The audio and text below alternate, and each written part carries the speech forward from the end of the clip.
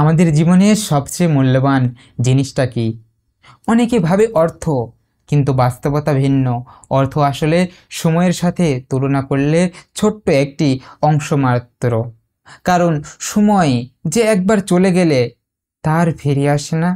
আপনি টাকা হারালে উপার্জন করতে পারবেন, কিন্তু হারানো সময় কখনোই ফিরে আসে না। আর এই কারণেই সময় হলো পৃথিবীর সবচেয়ে মূল্যবান সম্পদ। আপনি হয়তো মনে করেন অর্থ থাকলে সব ঠিক হয়ে যাবে, কিন্তু ভেবে দেখুন তো, পৃথিবীর সব ধনী মানুষকেও 24 ঘন্টার মধ্যে সীমাবদ্ধ থাকতে হয়। যে সময়টিকে তারা সঠিকভাবে ব্যবহার করে, সে সময় তাদের জীবনে অর্থের থেকেও মূল্যবান করে তোলে। কেউ যদি সময় অপচয় করে, ধনী হোক বা গরিব, এক সময় সে ক্ষতি স্পষ্ট হয়ে যায়।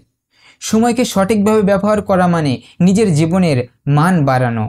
প্রতিদিন যখন আপনি সময় নষ্ট করেন, ফোনে ফাঁকি দিচ্ছেন, অনির্দিষ্ট সোশ্যাল মিডিয়ায় ঘুরছেন, অকারণ জিনিসটা নিয়ে ভাবছেন, তাহলে বুঝবেন আপনার জীবনে সবচেয়ে বড় সম্পদ অপচয় করছেন।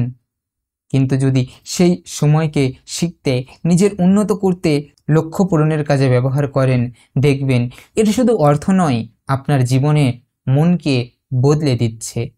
আপনি হয়তো ভাবেন টাকা সবসময় কিনতে পারে, কিন্তু সঠিকভাবে হয়তো কিনতে পারে পরিবেশ, সুবিধা, শিক্ষা, কিন্তু সময় কখনোই টাকা দিয়ে ফেরানো যায় না।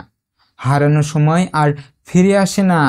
আর তাই যে মানুষ সময়কে গুরুত্ব দেয়, সে জীবনে যে কোনো সমস্যার মোকাবেলা করতে পারে। সময় কাজে লাগানো মানে জীবনের সম্ভাবনাকে কাজে লাগানো। মনে রাখুন, সঠিকভাবে ব্যবহৃত সময় মানুষকে দক্ষতা করে, অভিজ্ঞতা দেয়, শিক্ষা দেয় এবং জীবনে অর্থ আয় করার ক্ষমতা তৈরি করে। তাই সময় আসলে সবচেয়ে বড় সাফল্যের মূল চাবিকাঠি।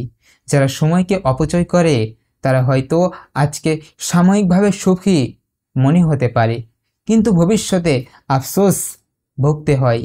আর যারা সময়কে সঠিকভাবে কাজে লাগায়, তাদের জন্য অর্থ, সাফল্য সক্রিয়ভাবে আসতে থাকে। আপনি যদি সত্যি জীবনে এগোতে চান, তাহলে প্রথম শর্ত হলো সময়কে সঠিকভাবে মূল্যায়ন করা। প্রতিদিনের প্রতিটি মুহূর্তকে কাজে লাগান। প্রতিদিন কিছু শিখুন, কিছু করুন, নিজের লক্ষ্য অর্জনের দিকে এগোন। সময় অপচয় না করে প্রতিটি মুহূর্তকে গুরুত্বপূর্ণ বানান। কারণ সময় আর অর্থের মধ্যে পার্থক্য এখানেই। অর্থ আয় করা যায়, কিন্তু হারানো সময় পুনরায় পাওয়া যায় না।